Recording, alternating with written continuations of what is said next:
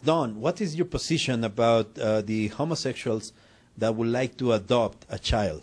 Children need to be raised by their married father and mother. That is the very best environment. To place children in a different type of family form with various living arrangements, different partners, and cultural values is very dangerous for children. Why? What is your experience on that?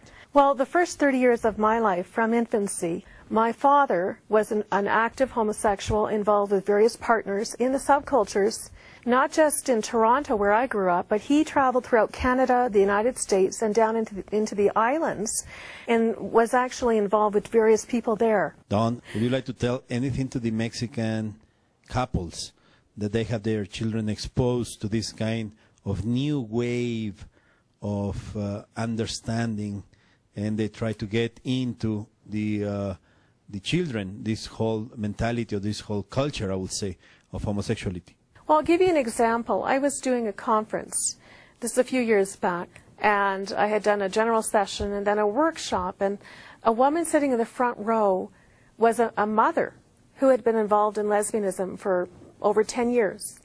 She had had all these women partners over those years, didn't like men, hated men, and her daughter growing up in this kind of environment began to also feel very similar to her mother, and at the same time struggled with her gender identity.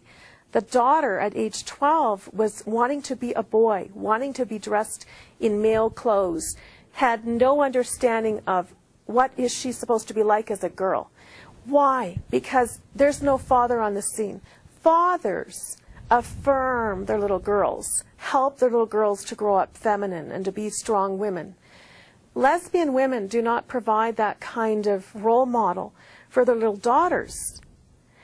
Their sons grow up struggling with effeminate mannerisms, often softer, gentler in their approaches than the average male. We know fathers have an influence on settling down aggressive behavior, especially in their adolescent boys. We know that women have special nurturing qualities, and they complement one another. And when you're in a home environment that masquerades falsehood and pretends that this is great and fine for the kids get confused about their sexuality and gender identity. We need to see male and female together.